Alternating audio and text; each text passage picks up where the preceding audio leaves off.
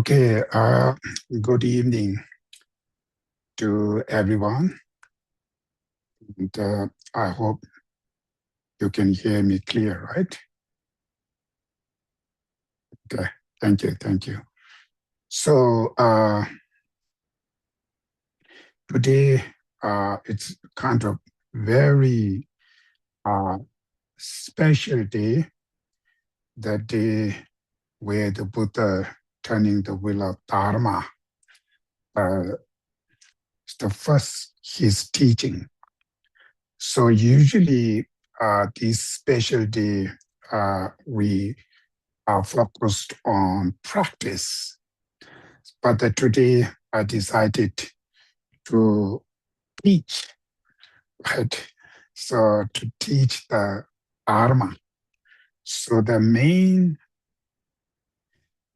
important uh,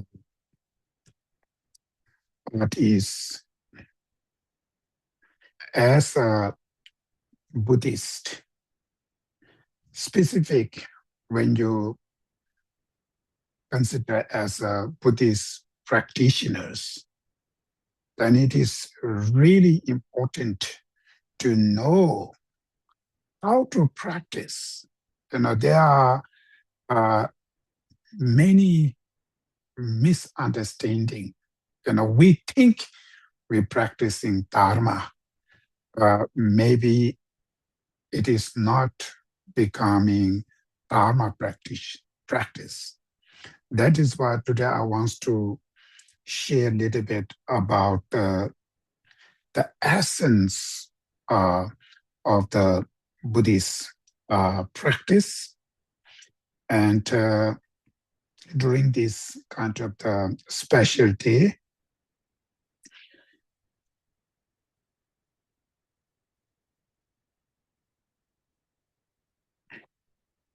and especially what you call the topic I choose today. It's called How to Become a True Buddhist Practitioner, right? So how to become a true Buddhist practitioner through understanding the Four Noble Truths. So today is the day where Buddha taught the Four Noble Truths, which is the fundamental Buddhist, what you call philosophy or fundamental Buddhist concept. So as a Buddhist, this is very important to understand what are these Four Noble Truths. Just name is not that much difficult. People can say, Four Noble Truths, truth of suffering, truth of origin of suffering, truth of cessation of suffering, truth path. That doesn't mean we know the Four Noble Truths. So they are hidden. There's something important messaged, behind this Four Noble Truths. So that part is very important to understand that. That is why majority here, you've been practicing Buddha Dharma for quite a long time. Some of you may also practicing Vajrayana. So most of you here, you may know, Four Noble Truths very clear. So why today I choose to talk another topic, the Four Noble Truths. So that's why I really wants to emphasize something deeper meaning of the Four Noble Truths, or also what you call the aim, but my main goal is as a Buddhist or as a practitioner, how can you, yourself becoming true Buddhist practitioners? And that's why I want to share these Four Noble Truths, again. Number of you may hear many times before. But now, before we start the actual teaching, as a practitioner, first we have to generate the good intentions. Uh, so any Dharma practice we do, listening or meditation or any prayers or any uh, uh, Dharma practice we do, first our responsibility is to set up a good intentions, right? So the good intention, in general, as a Tibetan Buddhists, we always reciting the one stanza, which is taking refuge and generating bodhicitta, right? This kind of the true practice. It's a very simple stanza, but behind the meaning is huge deep. So first taking refuge, right? Then after generating bodhicitta. So taking refuge to whom? To three precious jewels, right? So for what reason? Why you take refuge to the three precious jewels? Then there are many different reasons. So some Buddhist practitioners have concern or fear about suffering of three lower realms, right? So some Buddhist practitioner, their main concern is suffering of three lower realms. And these three lower realms suffering causes by non-virtuous karmas, right? That is why they have a concern on that. Therefore, they rely on three precious jewels, right, to help us to overcome these fear you have. As the lowest, Buddhist uh, refuge. Then middle practitioners who not only concern suffering of three lower realms, also concern all samsara sufferings, right? In Tibetan, we call korwa, right? All samsara sufferings. And causes of samsara is your mental afflictions, right? Your destructive emotions and your negative karmas. That's why your concern or fear about suffering of samsara and its causes, through that you rely on three precious jewels to overcome that kind of fear you have, right? That's the medium level of refuge. And great Buddhist practitioner, their concern is not only their suffering, suffering of three lower, samsara suffering, mental affliction, not only that concern, also concern entire sentient beings, their suffering also, right? So concern about one's own and others' sufferings. And causes of that suffering is mental affliction and also cognitive obscurations. Out of that fear and concern, you rely on three precious jewels. Right? That kind of refuge you take it called great, uh, uh, what you call the level of Buddhist practice. So even refuge is simple prayer.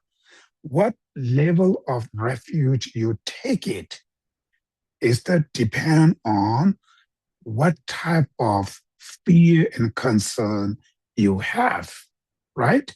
So that concern comes when you're understanding the suffering, more deeper level of suffering, your concern and fear about the suffering goes much deeper. That's why your refuge practice becoming much higher, level of refuge. So just taking refuge only even Even just, when we say, I am Buddhist, right? What that mean, right? First, I am Buddhist. According to the Patisha one of the great Indian master around 11th century, right? According to his teaching, Buddhist or the non-Buddhist is distinguished by taking refuge to the three precious jewels, Buddha, Dhamma, Sangha. So when you take refuge to the three precious jewels, you become a Buddhist. If you don't, not Buddhist. Buddhist doesn't mean I believe Buddha. I go to the temple. I reciting the prayers. That doesn't mean that actually Buddhist. Really, real Buddhist means the person who take refuge to the three precious jewels. So the refuge practice is the doorway to enter Buddhism, right? Buddhist. So refuge, without understanding, you cannot take a refuge. So therefore, Buddhist practice, if you not study, then you do not know the things. Not knowing, your practice becomes very surface. You never ever becoming serious, true practitioners. So just becoming Buddhist is not easy. So therefore, as a Buddhist, we first take refuge to the three precious jewels. So when you take refuge to the three precious jewels, what they're going to do, it brings you, your intention to learning any Buddha Dharma or to any practice you do is for sake of overcome, right? Sake of overcome what? The fear you have, suffering of three lords, samsara sufferings, right? And entire other sentient beings suffering and its causes. So any practice you do, you apply for sake of overcome. These kind of fear you have. So refuge is why it is important means because if you take refuge, then your practice, whatever practice you apply it helps you to becoming, right, the antidote or overcome suffering and causes of sufferings. That's why refuge first. Then generating bodhicitta means taking refuge is actually first taking refuge. It's what they're going to do. The practice becoming Buddhist practice, right? How can you say this is Buddhist practice? Prostration, prayer, offering, all the other religion has that same, right? Reciting mantras, prayers, everybody has that. So becoming this practice means the practitioner, him or herself, the practice comes out of taking refuge to the three precious jewels, then it's become Buddhist practice, right? It's becoming what you call causes of overcome suffering and causes of suffering. That's why. Then next, generating bodhicitta means bodhicitta means awakening mind, right? Or mind of enlightenment. Why this is important is in order to become Mahayana Buddhist, right? Within the Buddhist the tradition, there are two, Theravada tradition, Mahayana tradition, right? So in order to become Mahayana Buddha Dharma, the practitioner, any practice you do, out of bodhicitta. So out of bodhicitta, you're reciting Mane mantra, you prostration, you prostrate to the Buddha, you recite any prayers, it's becoming Mahayana Buddha Dharma, right? That is why, the next we generate bodhicitta, right? So that's I think, the kind of the fundamental uh, the practice in the traditionally before we listening the Dharma, we set up these kind of intention, taking refuge to the three precious jewels, and then generating bodhicitta, set up the intention. So that is why the first, the simple the practice we're going to do is taking refuge to the three precious jewels and generating bodhicitta. Then after that, I am going to uh, teach the Four Noble Truths. Okay. Okay, I will going to do like a first small, like a simple guided meditation on refuge and the bodhicitta both. So first, small guide meditation. Then we're going to recite the refuge and bodhicitta prayer 3 times. Okay, now the first, you should visualize refuge field. So one of the simplest refuge field is front of you upon the sky. Visualize beautiful lotus and sun and moon cushion. Upon that, Buddha Shakyamuni. The size of the Buddha is around 4 to 5 inches. And his body is not like a solid meat body. It's kind of a rainbow body, golden color. And the right side of the Buddha, you visualize the scriptures. Buddha's teaching the scriptures, which symbolize the Dharma.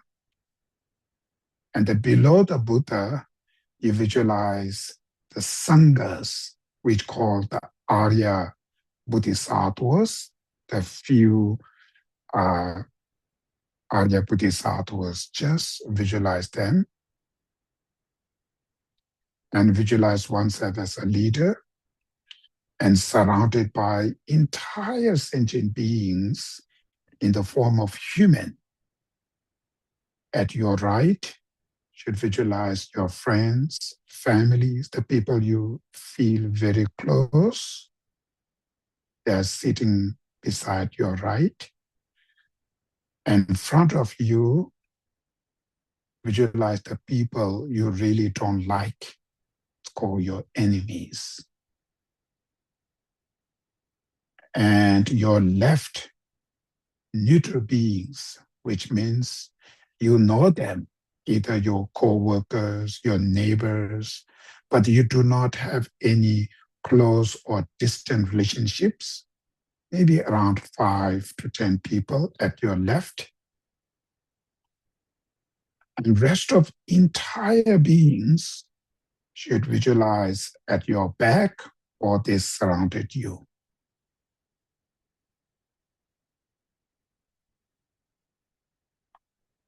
Now, first, you should look all of them, either your friends or either your enemies.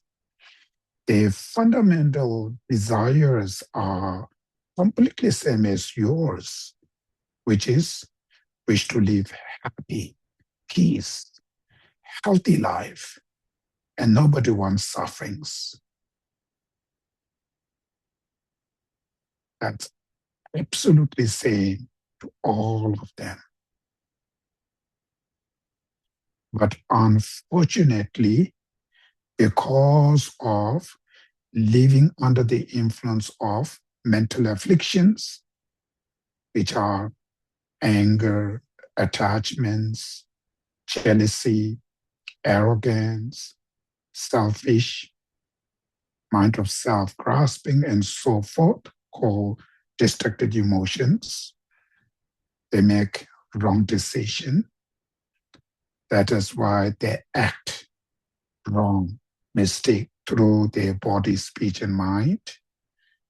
and therefore they accumulate countless of negative karmas since beginning last time to till today. And because of that, the result is all of them being born in samsara, circling in samsara since beginning last time. So circling in samsara, what that means? That means basic, the body they have, any different aspects of the mind and mental factors they have are contaminated. It doesn't matter wherever they're born, the basic, the aggregates are contaminated, impure. Because of living with contaminated aggregates, even the pleasure, the happiness they experience, they put so much effort to have this happiness that all this happiness will not remain as a happiness. These are called mundane pleasures, will turn into suffering, or suffering of change. Upon that, suffering of aging, sickness, suffering of death and dyings, suffering of stress, depressions, anxiety, fear, loneliness, stress, all kinds of physical, mental, emotional pains and sufferings. So you should think about entire beings are the victim of these individual level, as a family, as a societies, everywhere. So just think about all this suffering toward entire beings and generate compassion, which means I wish each and all of them be free from suffering and causes of sufferings, which are their negative karmas and mental afflictions. So it's called great compassion. So meditate on great compassion. Meditate, which means you have to feel from your heart, you really wish every beings, including the people you don't like, wish them to be free from suffering and causes of sufferings.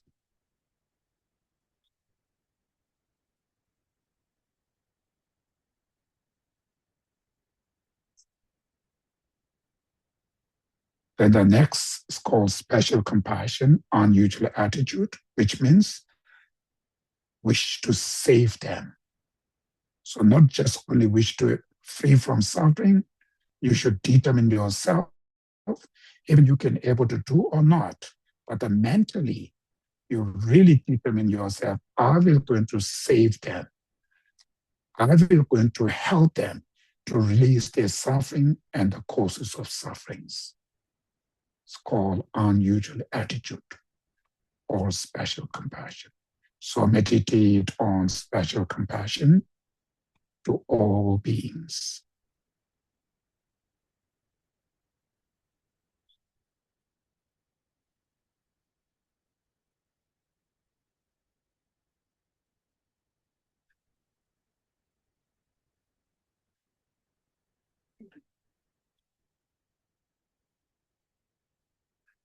Then the next, in order to save them, in order to help them. Today in your situation, of course, you cannot able to help to others. Even yourself is still circling samsara. That is why, in order to save them, benefit to entire beings, you have to achieve enlightenment, which is called Buddhahood. Then you can able to save others. Through that reason, you should generate a strong desire, wish to achieve enlightenment Buddhahood oneself. The main purpose of achieving enlightenment or Buddhahood oneself is to save entire beings, to benefit to all beings. It's called bodhicitta, awakening mind. Meditate on bodhicitta, wish to achieve enlightenment Buddhahood oneself for sake of all beings.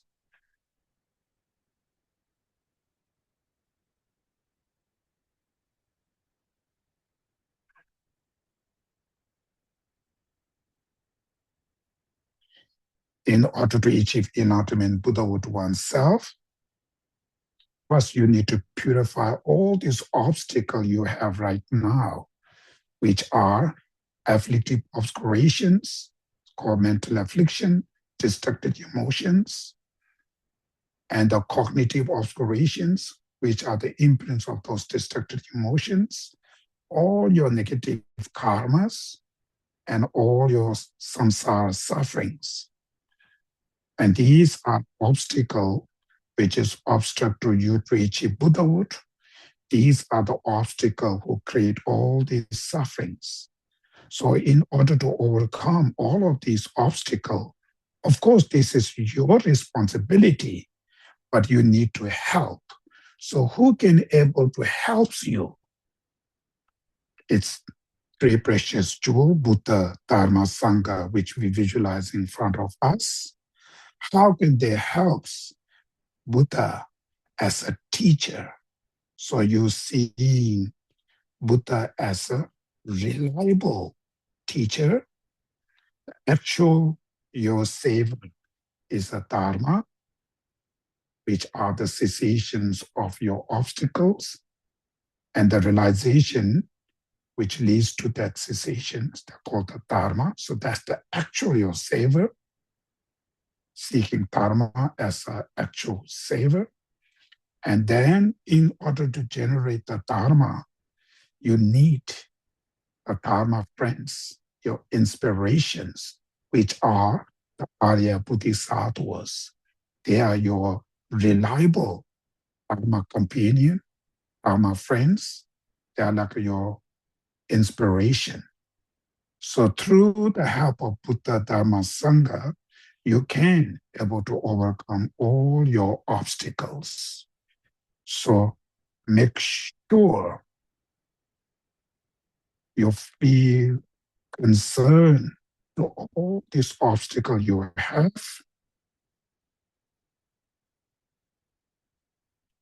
and not only you, entire sentient beings, the dear sentient beings are also a victim of those obstacles. So feel compassion to them. And in order to overcome that, who can help us, able to help us, the three precious jewels, Buddha, Dhamma, Sangha. So fully believed to the three precious jewels can able to help you. Out of these causes, you should show your faith of convince to the three precious jewels and full reliance on them, take refuge to the three precious jewels. Just fully rely on them. And generate bodhicitta, which means wish to achieve enlightenment Buddhahood oneself for sake of all beings. Because of these reasons, today I'm going to listen these teachings. Out of those intentions, we're going to recite the prayer called refuge and bodhicitta. I go for refuge until I'm enlightened to the Buddha, the Dharma, and the Supreme Assembly. Due to the merits of giving and so forth, may I achieve Buddhahood in order to benefit marketing beings. I go for refuge until I'm enlightened to the Buddha, the Dharma, and the Supreme Assembly. Due to the merits of the giving and so forth, may I achieve Buddhahood in order to benefit marketing beings. I go for refuge until I'm enlightened to the Buddha, the Dharma, and the Supreme Assembly. Due to the merits of giving and so forth, may I achieve Buddhahood in order to benefit marketing beings.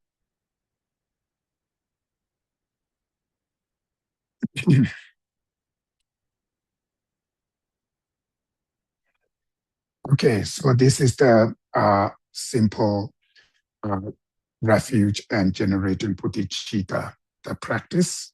So now the actual teaching I mentioned earlier. Today the topic is called How to Become a True Buddhist Practitioner. So the what you call the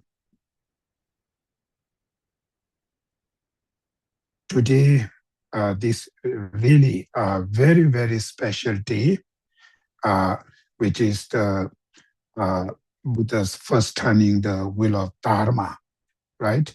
So there are many important auspicious the deeds where Buddha done. Among these special day, for me, one of the best important special day to celebration is Buddha's first turning the wheel of Dharma.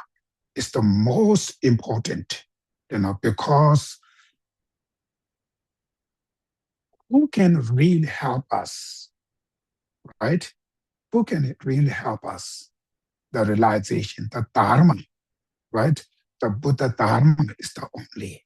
So that is why today the first, he uh, turned the wheel of Dharma. So it's kind of one of the uh, best day for in this earth.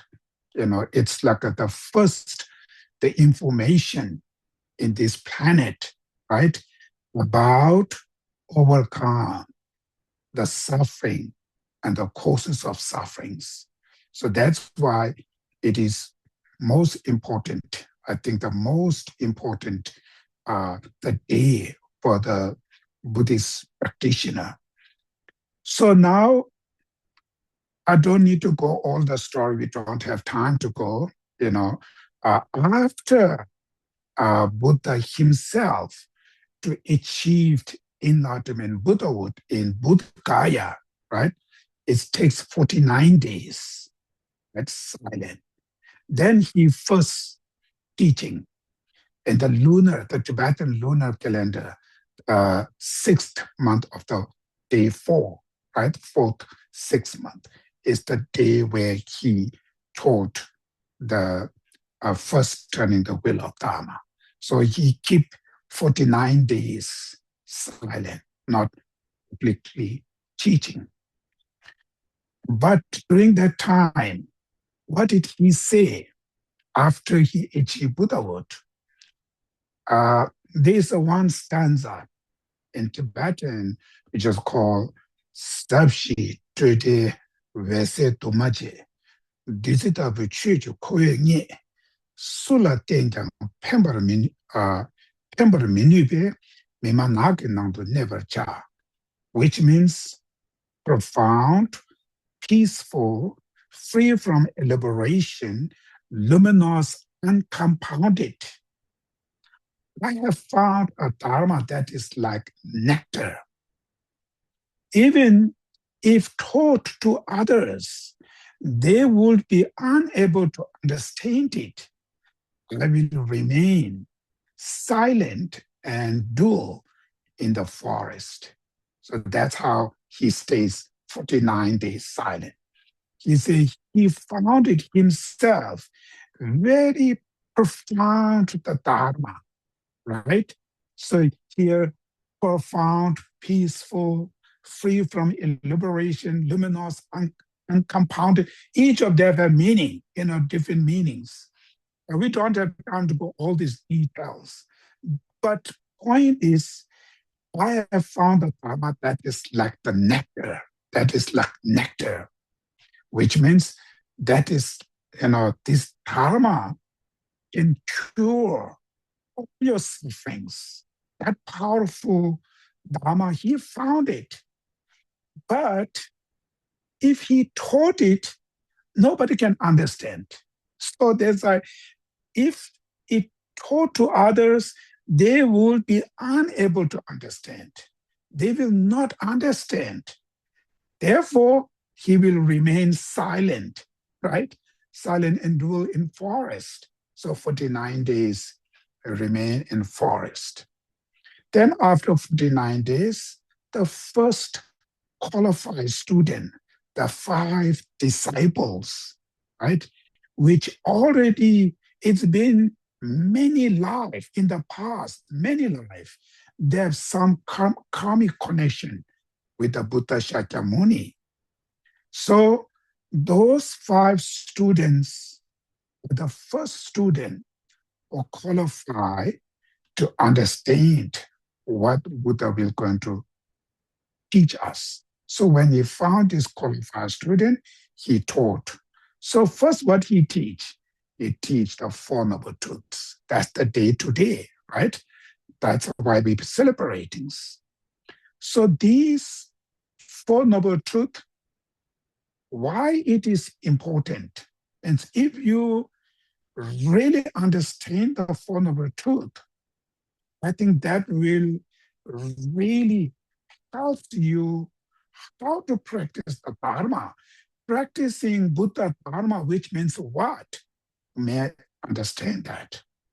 So when he taught Four Noble Truths, first, the truth of suffering. He introduced truth of suffering, which everybody's, right? We all are victim of that. We all living with this suffering. So now second noble truth is truth of origin of suffering, right? This suffering coming from where? Who create this suffering, right? Then the third noble truth is the truth of cessations of the suffering, right? The freedom, cessations of the suffering. And the last truth is the truth path, right? The truth path, which leads to that cessation. So now, first, truth of suffering. Why are we talking about these, which means the purpose, right? The purpose of adopting the Buddha Dharma or the purpose of engaging the Buddha Dharma is to overcome suffering. Right? That's the main reason why you follow Buddhas, why you follow this religion or that religion. Our fundamental goal is to overcome sufferings. So that is why first we should understand as a human beings or entire sentient beings, right? We have like a common fundamental desire, and they're called common desire, or which is called innate natural desires, right? Innate natural desire. What is the common innate natural desire which we have is wish to free from suffering. That entire beings has that, right? We all has wish to free from suffering. This is very, very important to know that. So that kind of desire, when you ask to the people why you wish to free from suffering, right? Why you have desire to wish to free from suffering? It's because there's no reason. So we don't like it or something. Why you don't like it? So there's not that much reason. It means what is why we have a desire to wish to free from suffering. We don't need any reason or logic. Why we is our nature, wish to free from this suffering is we have since birth. It's not influenced by religions, culture, society. It's by birth we have, right? That's called innate natural. It's not influenced by somebody else. I always use the example when the newborn baby, right? As soon as when she suffers, what she going to do? She cry. Nobody teach her when you suffer, you should be cry, right? When she is very comfortable, she quiet, she sleep. So every movement of her body is for comfortable, for happiness, right? Every movement of their body, showing this newborn baby every moment seeking happiness, pleasure, right? So they do not want suffering. So that wish to free from suffering is by birth. It's not influenced by anybody. So that's how we should understanding this is our nature, innate natural desire, wish to be free from suffering. It's entire sentient beings has that, right? Then based on that, what is our responsibility, right? Our responsibility is to overcome suffering, to achieve happiness based on your own interest. That is why we are seeking, we are looking, okay, what kind of things will help us to overcome sufferings, to make us really happy. So there are many information, right, in this planet. Many different teachers came to this planet to show us different path, different, what you call the idea to how to live happy in peace, how to overcome suffering. Not only in the religious perspective, even the modern educations supposed to be for happiness, all of them, right? But they have a different idea comes. So among their very idea to achieve happiness, to overcome suffering, what is Buddha Shakyamuni? What is his idea of overcome suffering? Right? As a Buddhist, it's the most important part to know that, because you adopting this religion, you follow to the Buddha Shakyamuni for sake of happiness, for sake of overcome suffering. But what idea he show us, what philosophy, what message he give us to overcome suffering? If you do not know that, then what's the point to follow, Buddha Shakyamuni's tradition? So that is why, what is his idea? Is the first he share his idea called Four Noble Truth. That's the first idea he shared to us. So that's why it is very important. So now Four Noble Truth, when he talked first, he introduced suffering, right? So the suffering, when he introduced the suffering, there are variety levels of the suffering, very gross level to very subtle level of suffering. So the majority human being in this planet today is knowing the suffering, which is grosser level of suffering. Really, they may do not know the subtle and a much deeper level of suffering. That's why if your understanding of suffering is very grosser level of suffering, then your solution to overcome suffering is also you use very grosser level of practice. That's how your practice becomes very surface. If you're understanding the suffering much deeper level, much subtle, then solution you choose is much deeper. That's why your practicing dharma become much deeper level. Practicing dharma is the solution to overcome the suffering. So you knowing the suffering is much subtle, much deeper, the solution you choose much deeper. That is why first it is very important to understand the truth of suffering. So there are many levels, but goes to the simple way to explain category, the three different types of the suffering, right? First, suffering of sufferings. Suffering of sufferings, which means our physical problem, our mental pain, our emotional pains and suffering, which we have today, right? Suffering of aging, sickness, suffering of death in time, right? Pain, or suffering of stress, fear, worry, anxiety, all of this, right? Even ordinary in this worldly concern as a suffering, right? We know that as an individual, there's a problem with your family, drama, society problem, nation, you have a problem. All of these are the called suffering of sufferings. Then the next is called suffering of change.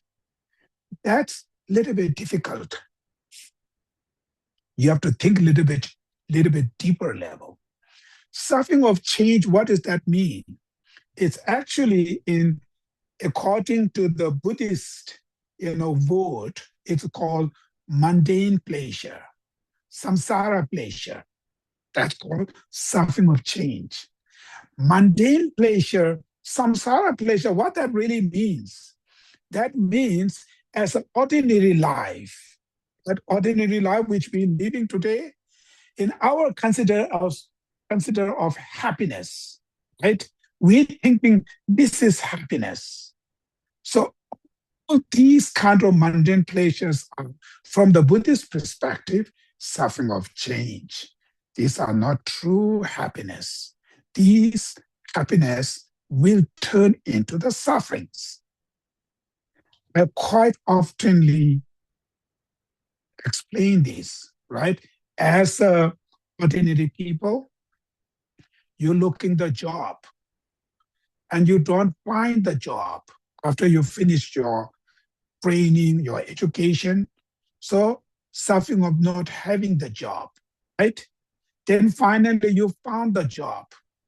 At that moment, you may feel so much happy, right? And you may do celebration. I found the job. Celebration, happy. Now that happiness will remain same? Not. Slowly, because of job, you will suffer, right? First, not having job, you suffer. After you found the job, you're happy. Then slowly, because of job, you stress. You feel anxiety. You feel depression, right? It will turn into that. So that happiness of having the job is not remain happy. Slowly, it turns into sufferings, right? So similarly, not having boyfriend, girlfriend, husband, wife, suffering. Because of boyfriend, girlfriend, husband, and your wife, you suffer, right? Not having child, you suffer. Because of children, you suffer. So it can go that way. So not having power, promotion, position, you suffer. Because of having your position, your power, you will be suffering. So that kind of, the suffering, first we don't see this other suffering. We're thinking this is the happiness. That's why people say, my American dream, right? To have this, to have that. Then you got it, you live with that. Now you stress, you are not happy because of that. So of these mundane pleasure, seeing like a happiness, but it's not remain as a happiness. When you live with that, you will not feel happy. Slowly it turn into the sufferings. Many people seeking themselves to become famous, celebrity, right?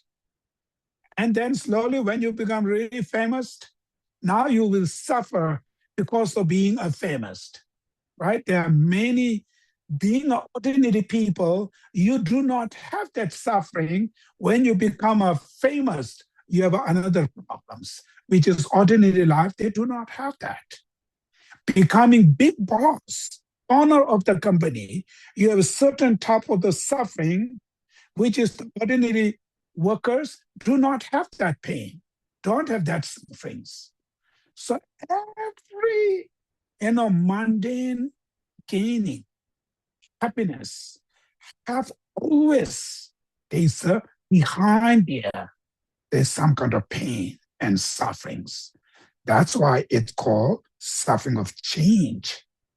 But the many ordinary people still not realizing, even they have those pain, they still have to go there, right? And I will give you later the reason why they have to go. They are behind the reason. So anyway, this is called suffering of change. So every pleasure today we have, this mundane pleasure, has something.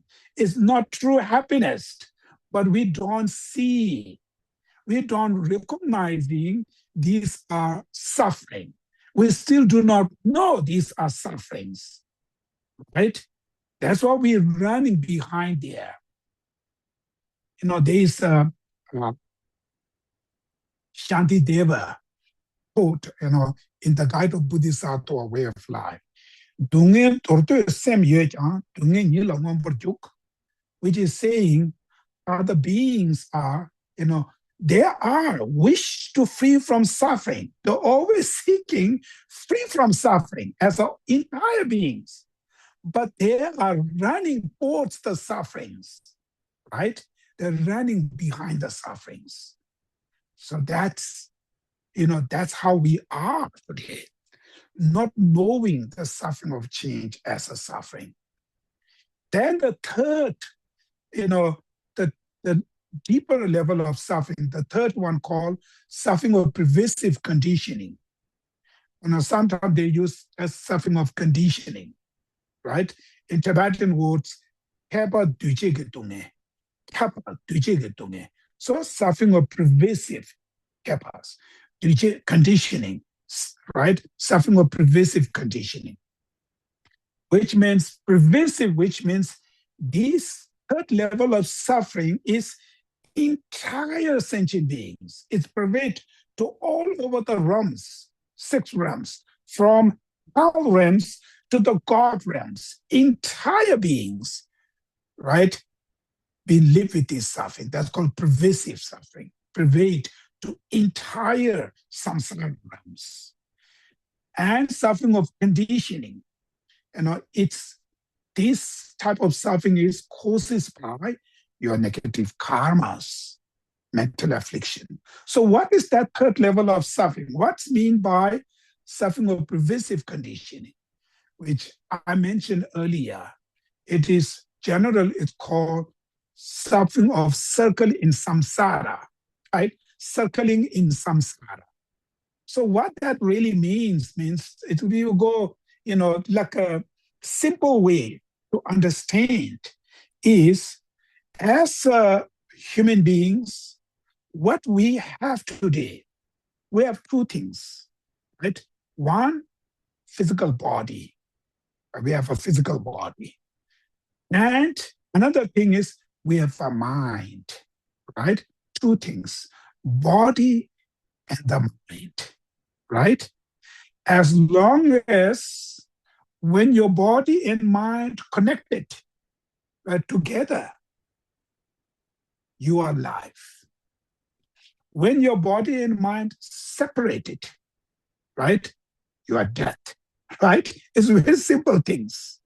But 2 things what we have a body and we have a mind. So our body is, the body which we have today is contaminated. It's impure, it's dirty, right? It's not pure rainbow body. This is the meat body, right? And is source of disease, source of aging, the suffering of aging, suffering of illness, all these physical pain because of the body itself is contaminated, right? That's the are contaminated aggregates of the form. Then the mind. In the Buddhists, usually within the mind, they put it, four different aspects or four different categories of the mind, divided into four. One is called one part of the mental factor, one aspect of the mind called feeling, right? There's another called discrimination. And there's one mind called mental formation. And the last called consciousness, with the mind. So therefore, all of these four aspects of the minds are saying they are contaminated, right? They are not pure. All of them are contaminated. So having contaminated body and contaminated mind, therefore, any pleasure or whatever we experience will turn into the sufferings. Suffering of change because of suffering of pervasive conditioning. Because of that, why we've experienced suffering of aging, for instance, right? Why our body is second by second, right? Getting age older and older. Another word is getting worse and worse, becoming more ugly, right? Our wrinkles will grow, our hair colors will grow. So everything's going, worse and worse. So why we have to go that way, right? Because that body itself is contaminated. That's why it is impermanent, it's always change. And they change worse. That's why. So therefore, suffering of change, suffering of sufferings because of suffering of pervasive conditioning. So that's how we should understanding, right? We born into, so when we say, we take a birth, next that means is consciousness connecting to the another body, we call it's connected to the next life, right? So whatever next body we goes, all of these aggregates of the form is contaminated, not pure, right? All are part of samsara.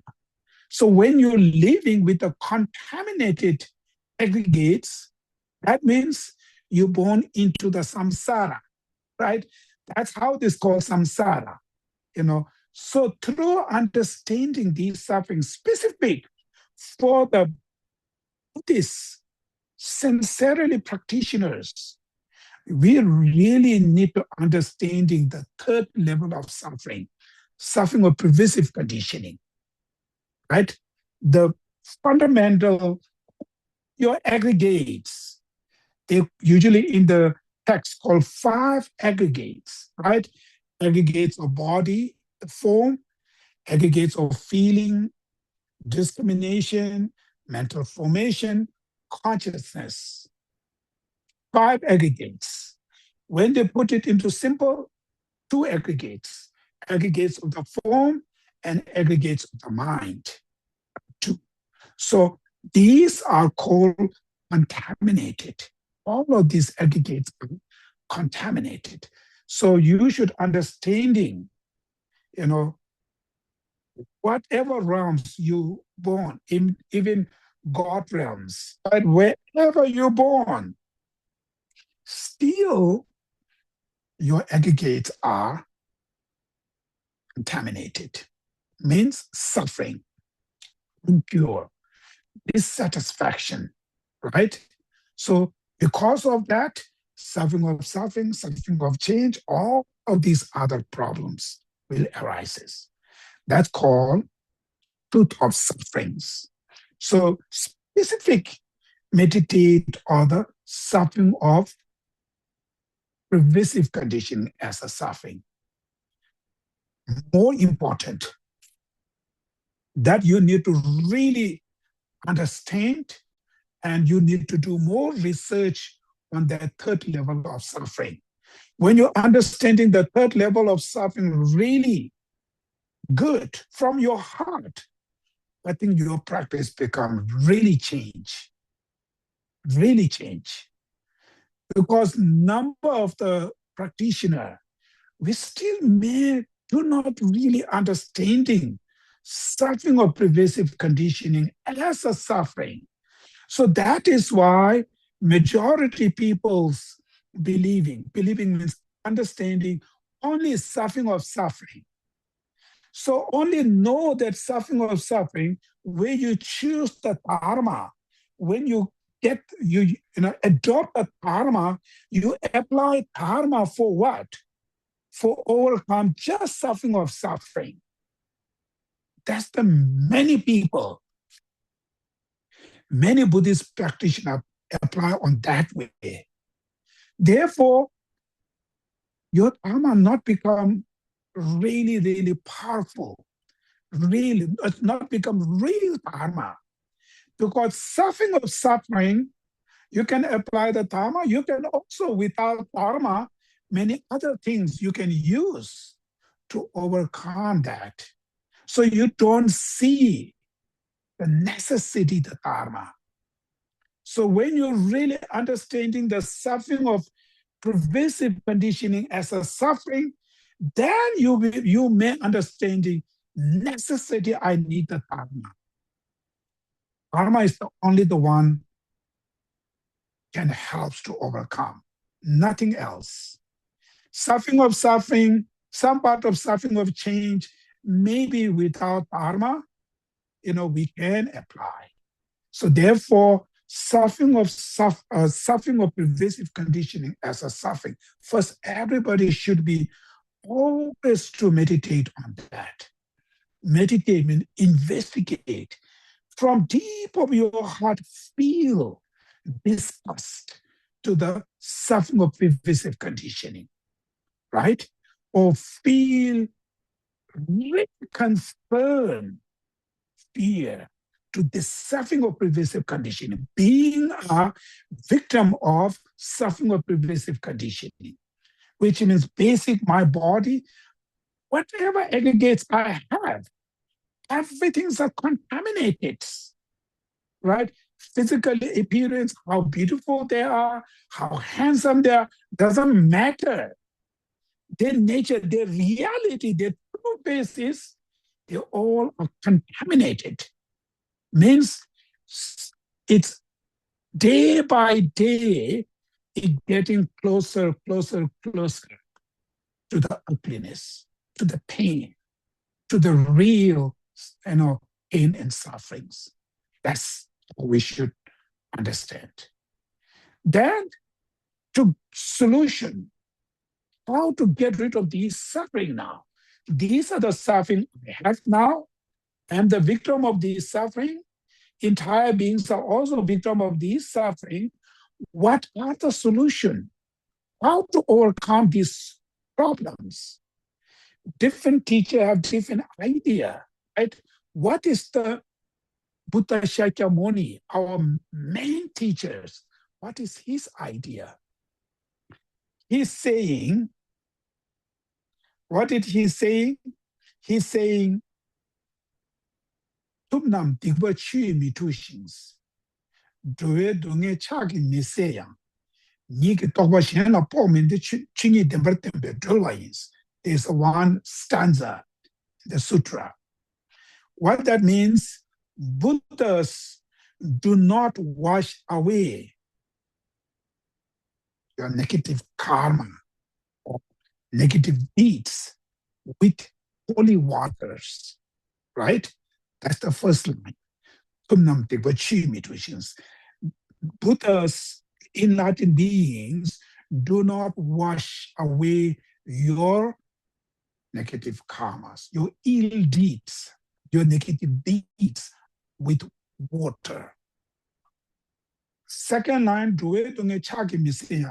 they do not clear away being suffering with their hands. So they cannot, right? They do not clear away your suffering with their hands. So enlightened beings, the Buddha cannot take your suffering by their hands. Then the third line, which means they do not transfer their realization to others. They do not transfer their inner knowledge, realization to to their students, to their followers, right? Then the last, what they can do, they liberate by teaching the truth of reality. So they liberate by teaching the truth of reality, the Dharma, by teaching the Dharma. So that means Buddha saying your suffering, you have to clean it up. You have to liberate by yourself. Doesn't matter in outside how much powerful they are. They cannot take out your suffering. They cannot do it. It's called self-responsibility. All the Buddhists, it's very, very important to know that. It needs to be sense of self-responsibility. You have to take responsibility, right? So therefore, what the Buddha can do, they teach us, they guide us. How should you liberate? How should clean away your suffering? They can teach us. They can guide us. So being a Buddhist, the follower of the Buddha means we learn that. We listen to this teaching, we learn it, then ourselves implement it. Apply those teachings. Through that, you can liberate from all your sufferings, right? That's the Buddhist way of dealing the suffering. Very important. Sometimes Buddhists by culture, they have very interesting belief system they have. Things, of course, as a practitioner, we have a devotion. It is very important. But sometimes we're thinking like guru or something there, very high lama or something with power. They have a power. They have energy. I just pray you. I give you money. And you are the one who liberate me, right? Who can fix all my problems. That kind of expectation. That's how some people have that. But this is absolutely misunderstanding. They really don't understand the Buddha Dharma, what Buddha say here, right? So that means, as a Buddhist, it's self-responsibility. I have to liberate by myself. So therefore, how should we liberate it, right? Therefore, Buddha said, they liberate by teaching the Dharma. So what Buddha taught, first, the Dharma Four Noble Truth, right? So now, truth of suffering finish. Second, truth of origin of suffering, how they started is, if you do not want suffering, suffering is not just calm. They have causal condition there. So if you don't like this result, these results, these fruits are originated, created by its own causes. So you need to change that causes. If you don't change the cause, result never change it. That's called law of causality, right? Relationship between cause and effect. So as a Buddhist, I'm always encouraging you, very important is you need to really understand the philosophy. Buddhist philosophy tremendous helps to practice the Dharma.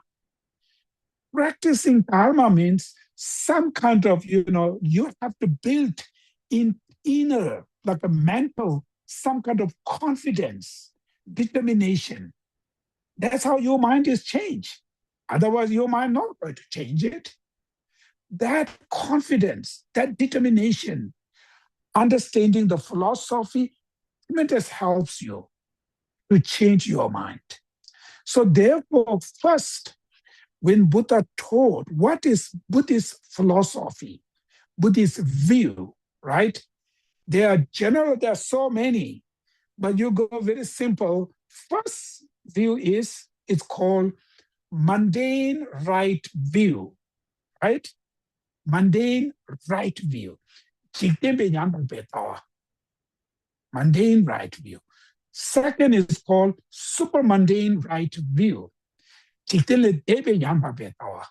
These two very important philosophy. So mundane right view, what is that? All the view which is called, of course, both of them talking about dependent origination, right? Interdependency. Everything exists. Interdependence, right? Everything exists dependently, right? But mundane right view, when they introduce the dependent, first is the grosser level of dependent origination in terms of law of causality, right? Cause and effect relationship. That's called mundane right view. Understanding the cause and result relationship between these two, right? Whatever result arises fully depend on its own cause, right? Without cause, no result, right? That so we should learn this first from external causes, right? If you want to have nice flower, or if you want to have fruit in your yard, you have to plant a seed first there, right? Without plant, then it never comes there. If you want to become a good educated person, first you have to study hard, right? Without study, how can you become good educated person? Educated person, it's impossible, right? So education is causes of being scholar, right? Being educated persons. That kind of connection, that kind of relationship. So we need to first learn that. Called Buddha introduced, saying this result is just miracle. That's not Buddhist believing, right? This is why it's just miracle. It's not. Every result, there are some causes. Without causes, there's no result, right? So this is huge kind of the philosophy. It's introduced everything's, every results depend on its causes.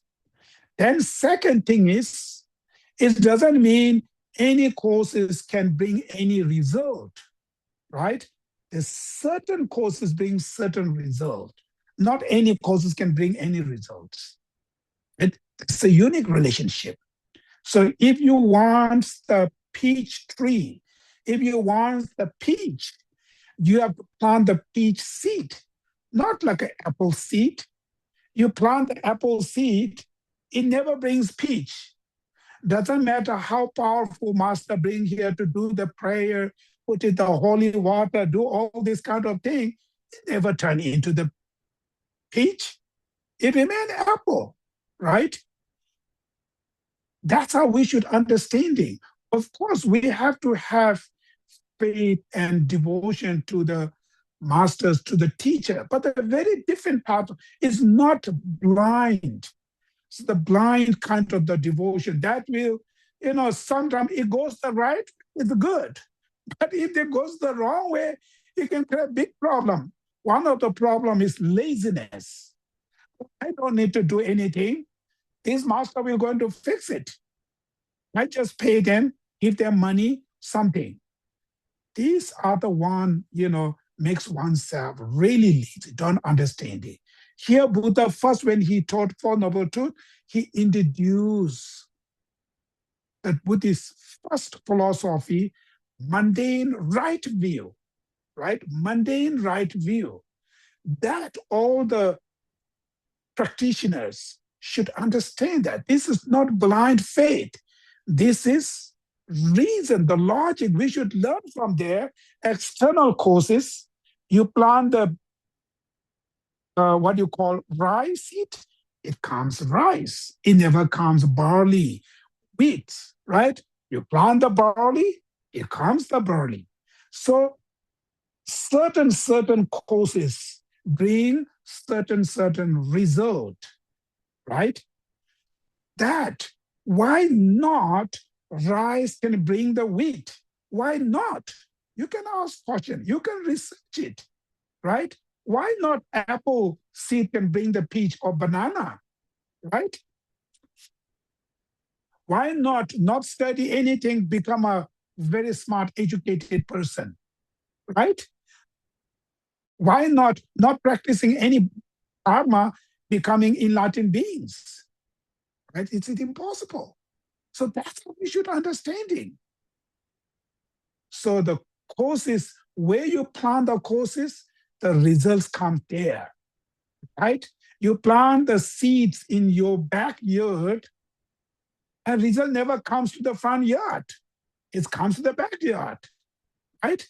That's how all these things we need to learn that. So through understanding the external, the world, how it's functioning, all these result because of causes, right? Then you should apply internal causes. There are many other problems or other things which we cannot explain from the external causes.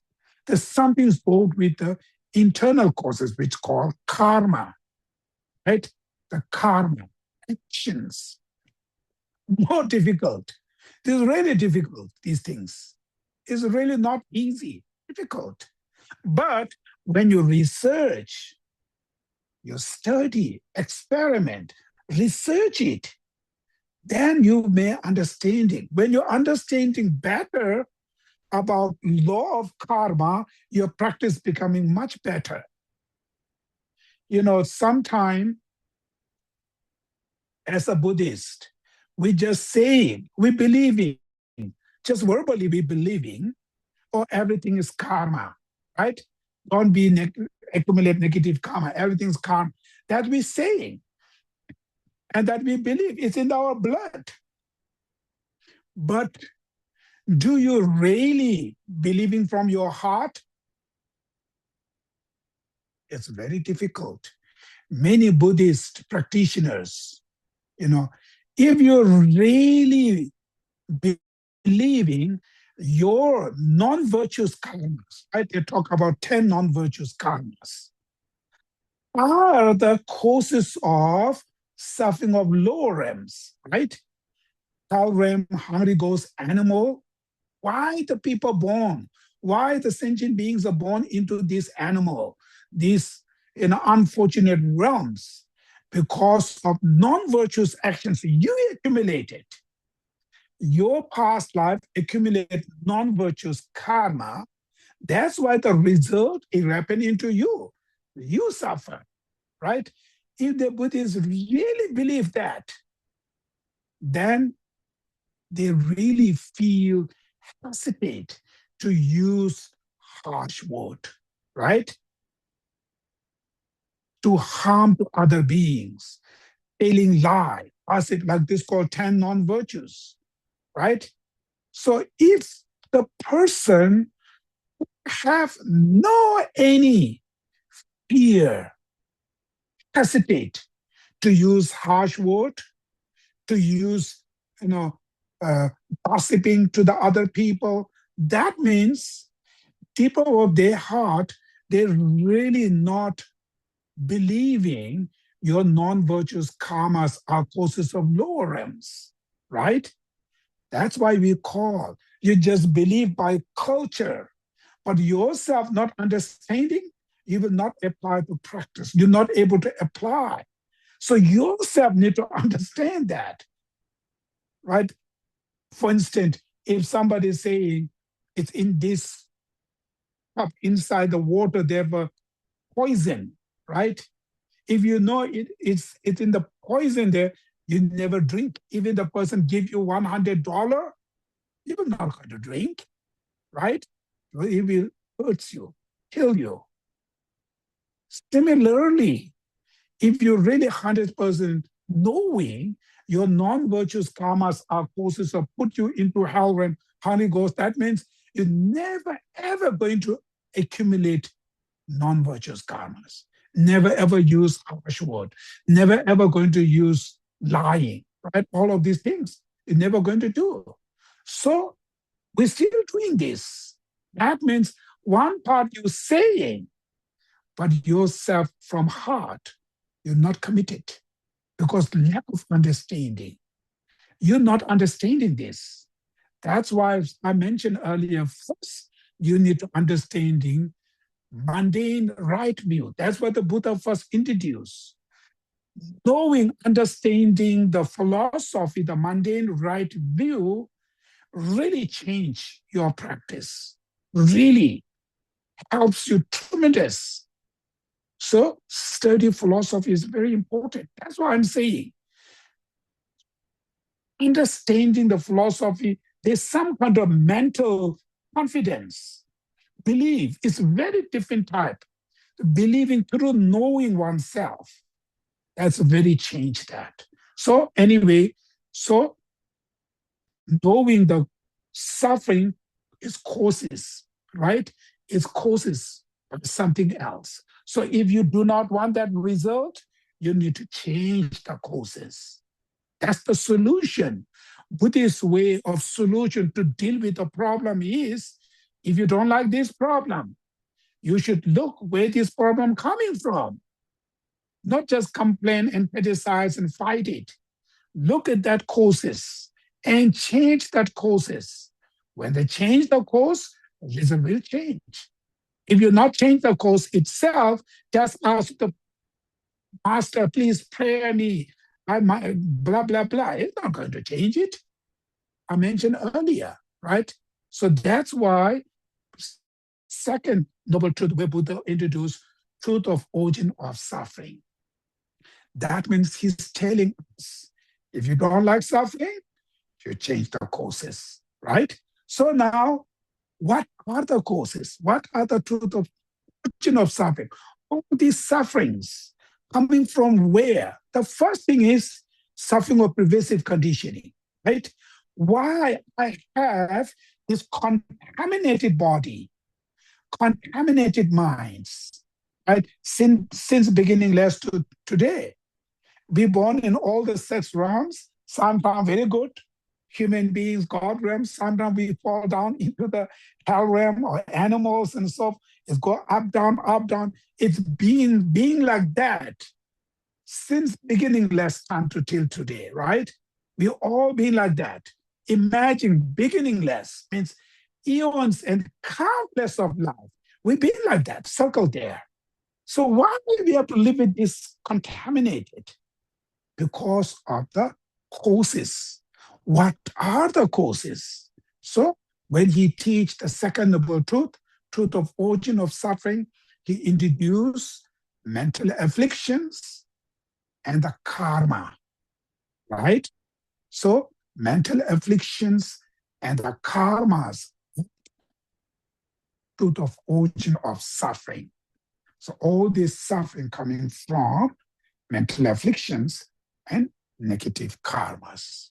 So that means if you don't like this contaminated, if you want to free from samsara, what you need to do? You need to change this mental affliction, your karmas, right? If you don't change the causes, it will become same thing. You need to change these things. These are the causes. So therefore, suffering of changing, suffering of suffering sometimes it's a little bit difficult to understand the mental affliction is karma side.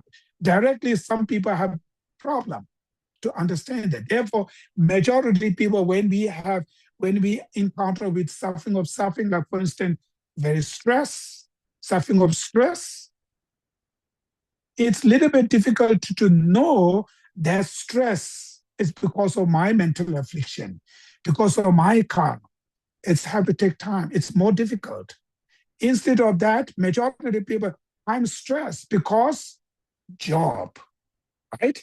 Because of my job, because of my family. So we're just seeing the external condition as the causes, main causes. That's our majority today.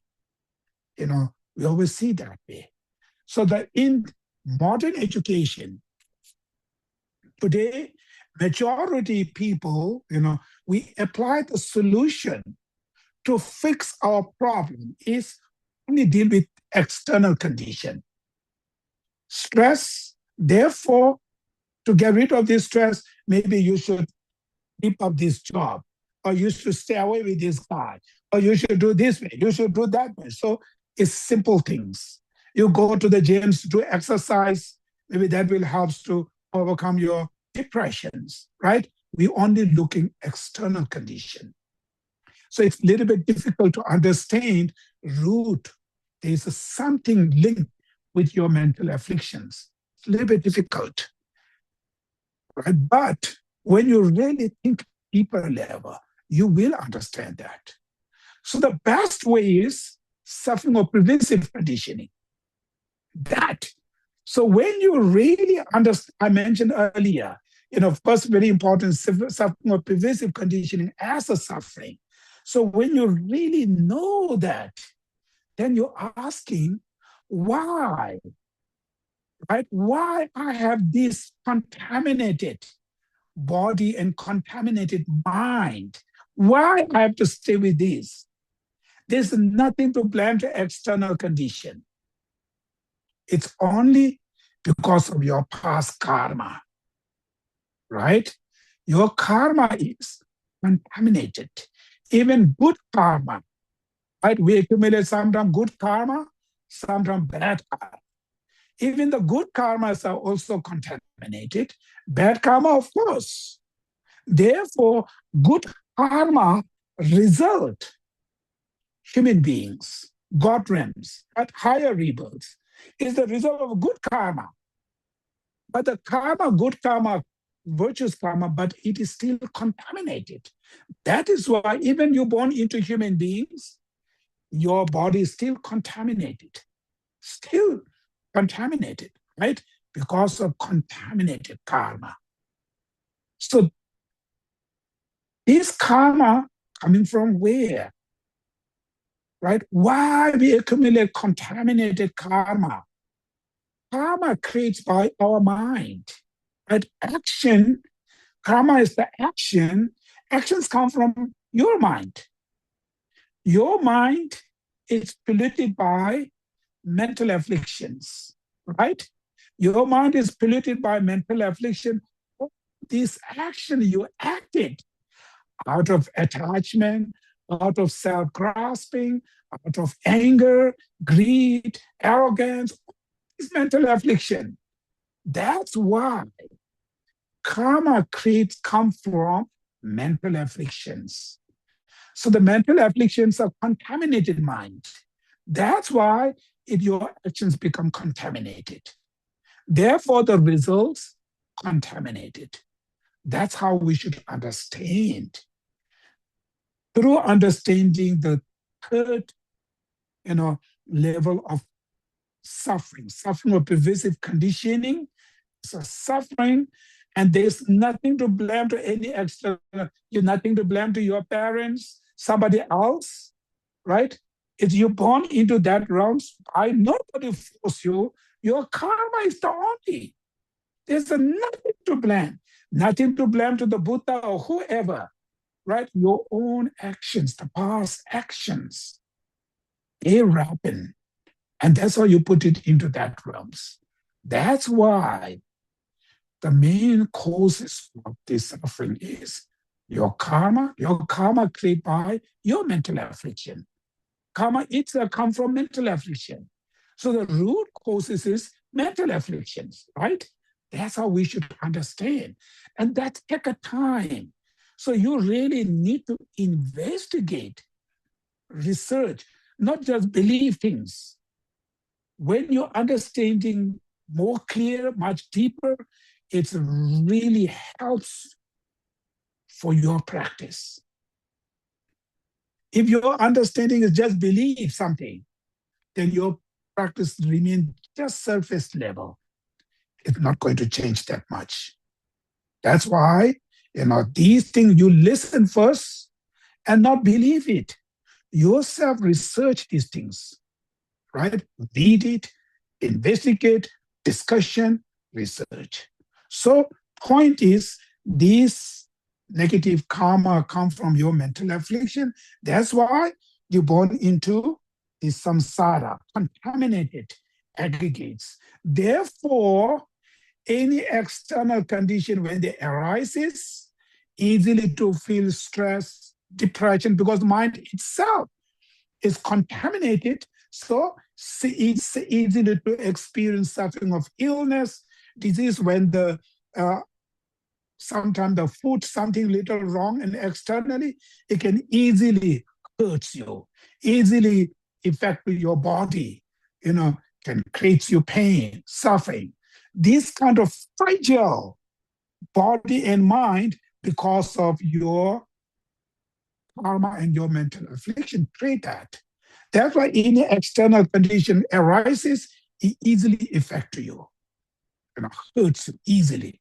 That's why to become very easily stressed, depressions, anxiety, fear, easily. That's also we should understand. Second thing is, not only that, these mental, why you easily feel stress, depression, because of too much attachment, too much greed, too much arrogance, too much selfish. That's why even external condition, just small condition arises, easily hurts your mind, easily creates your fear and worries, right? For instance, the great Bodhisattvas, great practitioners, when they encounter with that same external condition, they not feel fear, depression, right? When you encounter with this situation, you feel easily fear, worry, stress. Why? You exactly same condition externally. For you, very easily, for those great practitioners, not. Why? Because too much attachment, too much anger, too much selfish. That's why these destructive emotions, creates you that pain easily. That's also reason. Causes of suffering, deeper level. When we say Bodhisattvas, the Buddhas are the one of the most happiest beings, right? Why they're so happy doesn't mean they live physical life, luxury life, right? Many Bodhisattvas' external life is more difficult than ordinary people's. When you look at the many those masters' history, right? Mahasiddhis, Telopa, Naropa, those Mahasiddhis, right? Milarepa, Lama Tsongkhapas, right? All of those great masters, external life, very simple, like a homeless. They're living in the cave, right? Homeless. There's so much challenge externally. Why they're happy? Peace. Because of they are completely suppressed their mental afflictions. Not having those mental affliction, even external condition arises, instead of feel pain, they feel more compassion, more love to those beings. That's why makes them much more peaceful, much more happier, right? So that's how we should understanding all this majority, the suffering and suffering of change because of your mental affliction. Also, the root, the origin of suffering is your mental affliction and your karma. That's the second noble truth. You need to research and fully understand that. Now, the third noble truth, overcome suffering, right? What is that? So, what is the real happiness from the Buddhist perspective? You are seeking real happiness, right? Number of people, happiness means nice house. Even the Buddhists, they are believe in kind of pure land. Lands, they have beautiful flowers and good foods and all the nice people. That's how they're thinking. They're dreaming like that. But actually, when the Buddha introduced a real happiness, third noble truth of cessation of suffering. What is that? Cessation of suffering, which means cessations of your mental afflictions, is the happiness, true happiness. When he introduced Buddhist, it's called Buddhist four great seal, right? Philosophical seal. First, he introduced all the compounded things are impermanence. All the contaminated things are suffering. All phenomena are empty of selflessness. Nirvana is genuine peace. So he introduced real peace, happiness, which is nirvana, right? What is the nirvana? Nirvana doesn't mean beautiful house, everybody nice, or beautiful flower. It doesn't mean that. Nirvana, which means cessation of your mental affliction. That's the happiness. Cessation of your anger, cessation of your attachment, cessations of your greed, arrogant, selfish, self-grasping, right? That's the true happiness, genuine happiness. All the pains and suffering you have because of your mental affliction. When you are free from those mental affliction, external condition, whatever they arises, will not going to hurt you, not going to create you any pain, any sufferings. Mental pain, there is something wrong in your mind. Some kind of destructive emotions there. Your mind is the only can able to disturb your mind, nothing else. Others' mind, how can they disturb my mind? Right? Your mind is here. Disturb your emotion, your destructive emotions. That's why third noble truth is truth of cessation of suffering, which is nirvana, right? Freedom of your destructive emotion, your mental afflictions. If you go more detail, today I'll go simple. Within the obstacle, you can go afflictive, cognitive obscuration. There are many divided, but just go general way. The truth of freedom of your mental affliction. That's the genuine happiness, right? He introduced that. Then the last noble truth path. So truth path, what is that? How can you reach that cessation of suffering? Path, practice, right? That's called the dharma. In general, the truth path, when he introduced, in the Buddhist term, it's called the, what you call wisdom of emptiness, the bodhicitta, like at least Arya beings, the supreme paths. But we don't need to go too detailed. That just simple way is the truth path means the practice which helps to antidote to your destructive emotion, right? Reducing, cleansing, overcome your destructive emotion, like wisdom of emptiness, renunciation, bodhicitta, all those realization who helps to directly cleansing your mental affliction. That's called truth path, fourth noble truth, right? That's how he introduced there. So now, practitioner, what this means? Practice. Practice, what that means? Practice means the being who applying antidote to their own mental afflictions, their anger, attachment, jealousy. When you do that, that means you are practicing karma. Otherwise, just physical prayers, all of this, it's just surface.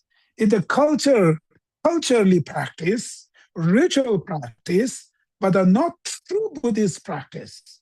True Buddhist practitioner, which means I mentioned, the person who really every day you're applying, the realization to antidote into their own mental affliction, which means they cleansing the causes of suffering, which are their mental affliction, their karmas.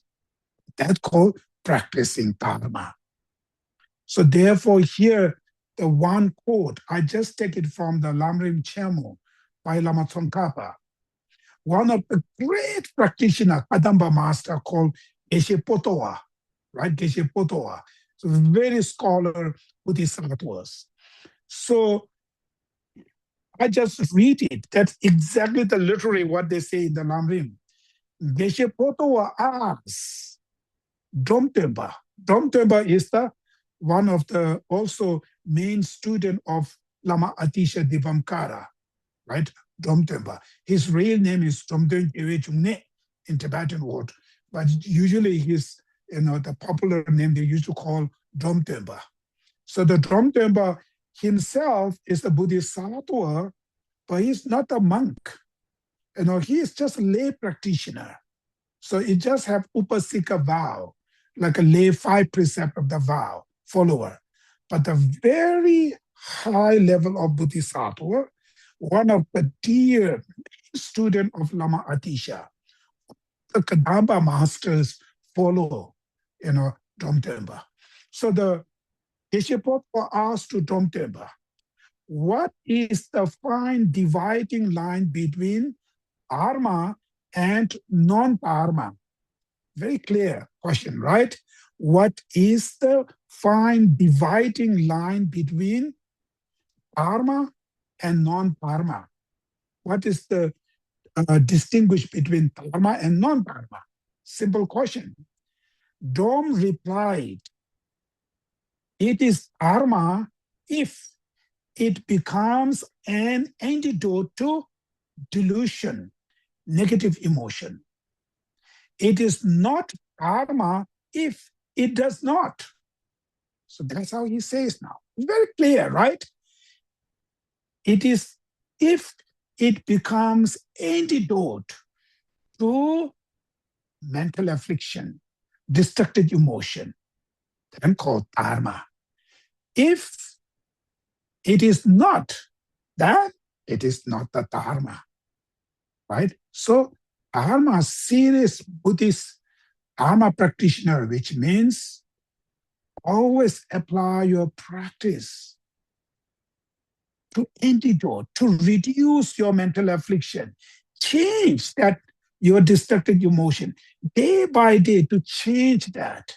So when your destructive emotion change, your karma will change, your suffering will be changed, because this is the main causes of sufferings. So therefore, I mentioned how should become a true Buddhist practitioner, right? True Buddhist practitioner, which means the practitioner, right, who apply your dharma to antidote to one's own destructive emotion, right? When you're able to do that, you become a true practitioner. So that means day by day, reducing your attachment, anger, jealousy, arrogance, selfish, right? Mind of self-grasping. So in order to change that, what you need, right? If just wish to change that, it's not going to change. You need something. So what you need you need the realization, your love, your compassion, your renunciation, right? Your wisdom of impermanence, your understanding the death and dying, right? Or your understanding the emptiness. Bodhicitta, these are the one when you generate it, right? When you apply, when you generate it, opposite side, selfish, anger, attachment will reduce, right? That's how Dharma practitioner means to generating inner realization. Through that, reducing your destructive emotion. That's called the practice. True Dharma practitioners. So just simple believing prayers only, it's good, but only prayers, the things, it's not enough. Have to be generate this realization. In order to generate this realization, you need to understanding the philosophy, Buddhist psychology, right? Buddhist meditation. Without them, it's very difficult. So therefore, studying Buddhist philosophy, psychology, all of logic, these are important. It really helps you to change this destructive emotion. Otherwise, attachment, anger, these are not easy to change. It's really tough. So therefore, uh, uh, today, I just want to share this Four Noble Truths, where Buddha taught it, right? The first way he teach Buddha Dharma, Four Noble Truths, how important they are. So understanding on Four Noble Truths, tremendous, kind of helps you as a practitioner, how can practice, you know, uh, Buddha Dharma, how can practice the Buddha Dharma, and what you call the which way to practice the Dharma. So it's showing us it's absolutely self-responsibility. But in order to do that practice, first important thing is you have to have really qualified teachers, right? Who knows all these instructions. That's why we take refuge to the Buddha, right? We're taking refuge to the Buddha is to learn that. That's the reason. It's not something miracle things. It's a teacher. Then actual who can change your destructive emotion, your realization, your bodhicitta, your compassion, your wisdom. That's called dharma, right? It's the one, inner realization. Then in order to generate the dharma, you have to have good dharma companion, supporter. Living in samsara, it's very difficult. We have so much influence by these mundane things. We're surrounded by these peoples. So you need spiritual communities, sanghas, Arya Bodhisattva. We rely on them as a spiritual friend, right? As what you call dharma friends. So we rely on Buddha as to learn. So therefore, right now we cannot see the Buddha directly. The substitute of the Buddha, we take spiritual teacher, and we rely on spiritual teachers. So teacher, not just, oh, this is great master, he's very renowned there, he's a Rinpoche or Geishe or blah, blah, blah. Looking on that name only, and mistake, right? The teacher where you rely on their teacher's qualities. So there's these kind of quality you look to find it. Do they have this quality or not? You need to change, because if you have found very good teacher, huge benefit. That teacher you follow just, very, very high, or, it's the abbot or blah, blah, blah, then go look at it that way. Name, just follow the name, then you get the blessing like a name. You just follow the reputation, you just get that way. Doesn't matter the reputation, whatever, geisha, or doesn't matter, whoever. There are 10 qualities as a Mahayana teacher, right? Look, these qualities, do they have or not? Mainly, purpose of having teacher is to learn from them. It's not just getting blessing. It's not just, oh, I have some connection, I have some blessing. There's a great master, it's some very high reputation. It's not about that. Mainly we rely on Guru as to learn. That means the Guru need to be understand the Dharma properly, right? So qualified teacher with have compassion. There are many 10 qualities. So then the actual your saving is your Dharma. Means Dharma doesn't mean the prayer. Dharma doesn't mean the textbook, holy book, scripture. Dharma means internal realization, inner knowledge, knowledge of compassion, love, bodhicitta, wisdom, right? So all of these, the Dharma. And rely on Sangha. Sangha means, or actual Sangha is the Arya beings, but as ordinary people may hard to find the Arya beings, at least some kind of the Sangha member who can inspire you, really practice, who inspire you to study, right? Really practice that kind of reliable Dharma friends are important. That's why we first take refuge to the three precious jewels. Finally, rely on them, self-responsibility. You have to learn, you have to cultivate. Then finally, Buddha says, you are your own master. Things depend upon you.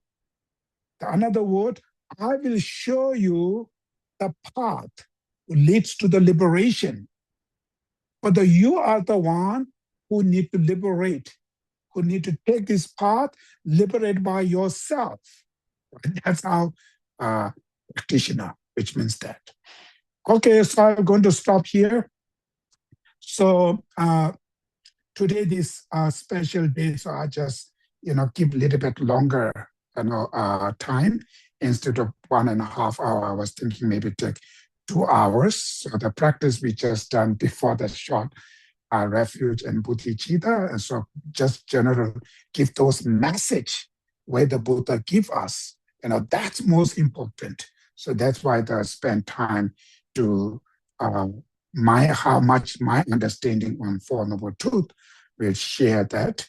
So now we have few minutes for question answer, and then we will going to do dedication prayer. So that anybody have question, you can just unmute it and then ask.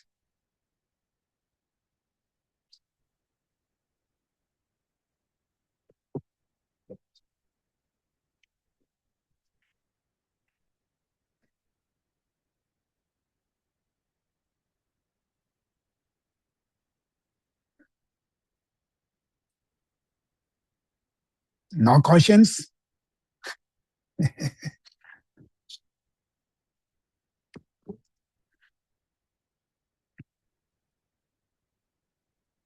Or can unmute? Okay, we'll see.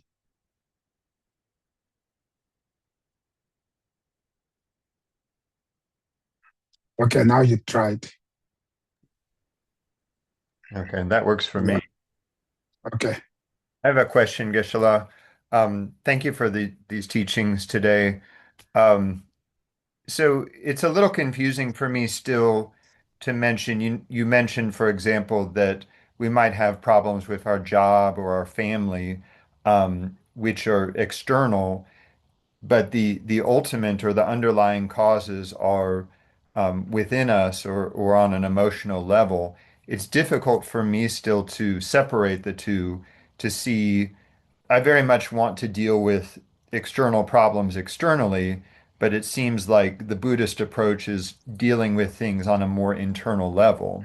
So, for example, if we're having a problem with our job, I'm wondering how to, if you could clarify, or how can we address things, but on a more internal level?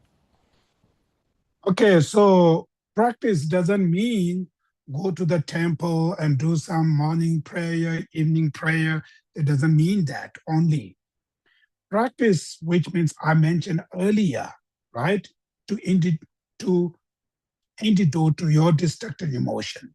So being, working in the any companies, whatever you works, there are many challenges.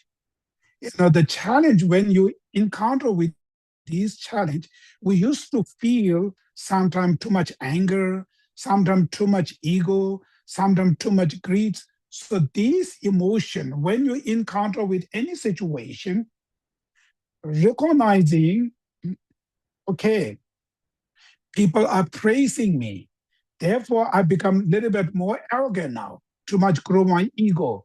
Or people say something bad things to me. So I feel angry to this guy. So as soon as when you encounter with any situation, as soon as when you're recognizing, your emotion, what kind of emotion arises, any destructive emotion arises, immediately recognize them to suppress them, to reduce them.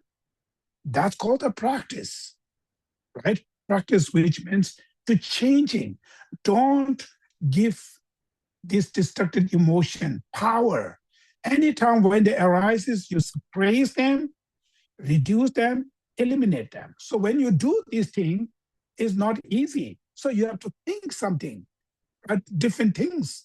So for instance, too much anger, if they feel like a danger to feel angry, then you have to, I have to apply the compassion, love, or the patience, tolerance. Or I cannot do it at this moment, too much emotion. Rather, I can just few seconds first do my breathing meditation to calm down. Then next, I can apply other meditation. So that's called practicing. So having job and living with this kind of families, all kind of things, there's a one hand, you know, uh, uh, kind of the destruction there. For the practitioner, serious practitioner, this is also opportunities, to apply all those practice. So that is why sometimes those great Buddhist Southwest practitioners, they voluntarily go to the difficult place, to encounter with these difficult people, to apply their practice. So that's why the Shanti Deva says, right? Your enemy is your teacher. Your enemy, these troublemakers are the teacher who teach you patience, tolerance. So that's how, when you look from that perspective, then living in mundane life, whatever things there, you can apply your practice in any circumstances. So it doesn't mean practice means I mentioned to go to temple to recite prayer only like that. It's the main practice is to apply your practice to change those mind.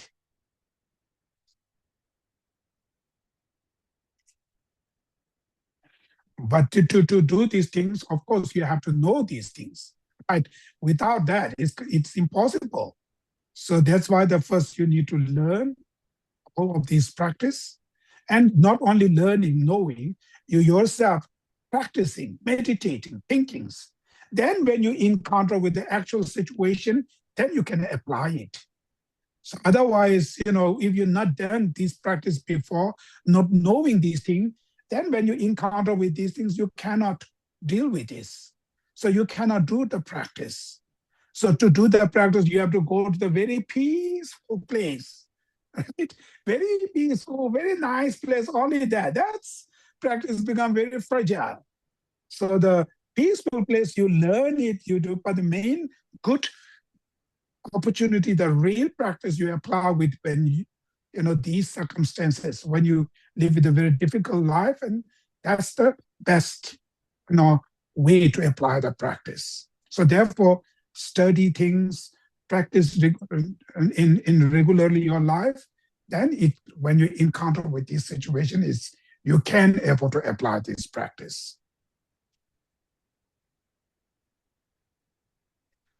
It's 9 o'clock. Okay. Go one question. I don't want to ask for trouble, but if we have a child who's hurting, it's a natural response. I wish I could take that hurt on so that the child would not hurt.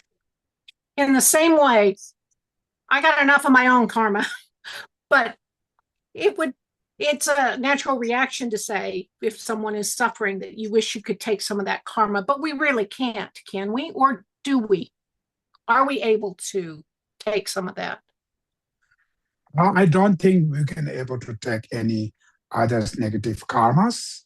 That's the as a practitioner, we usually meditating during the Tonglen meditation, meditation on taking and giving and taking.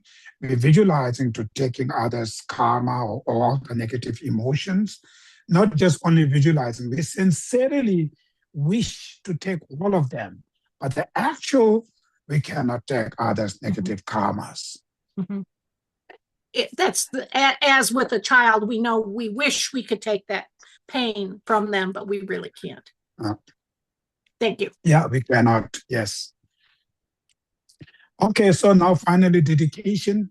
So whatever merit we accumulated, we can dedicate mainly to benefit to entire sentient beings and the world peace, and also dedicate to His Holiness the Dalai Lama, with all the great masters remain very, very long life, with a healthy long life, with fulfill of their wishes. And then we can dedicate to entire sentient beings, right, to achieve the bodhicitta, wisdom of emptiness, and through that finally to achieve Buddhahood, and dedicate to oneself also, to life after life, wherever we're born, to engaging with the great qualified teachers, and through that become serious great practitioner, and to achieve each of these realization, and finally to achieve Buddhahood oneself for sake of all beings. So then any other dedication you want to add, you can add it. I will going to recite here a few dedication prayers. Bakechini sabe jewate tendang zhuo kun la kampen da jebo chi zu lo san ta bai. Tenbe ningbo ring do se je zhuo chen zhu sim zhuo ren bo je ma je pa nam ki ju chi. Jia ba nyam ba me ba ya gong ne gong du pe or zhuo. Kode rang shi du zang me ba dang ju te ten te luwa me ba ni pen zui ke me to so chao. Lo zhuo gong de to ba jin je lo kan re ra we ku we xin gam so pen dang de wa ma li chung ren. Chere sengwa tenzin jia zo yi shabe si tie ba tenju ji jambe ba ye che tra chen ba da kun do sambo te yang te shin te da kun je je so da lo je jia wa te ta tam je ra to ngo tu son she be jia wa tam che je ngo wa ka la cho to nga ba ji je ye za wa te kun ja sambo che je ra ngo wa ji pa ma sin je pan je te da te ju chi ni ro tam je ta to to nga chen ju sen ba ka na su ju ba te da kun ji那郎主就是这杨北京刚起的用将的年末出罪了，说没东西，你知道那全球第几错的变做白叫来做，也就是这到那公布接的什么的，世界结尾这嘛刚进。用作家境面那么刚才吧，第三电子牛多叫话说能多去年上面电的，确实多这多当电子多连的路面的对大家，电边面那么界面牛多少。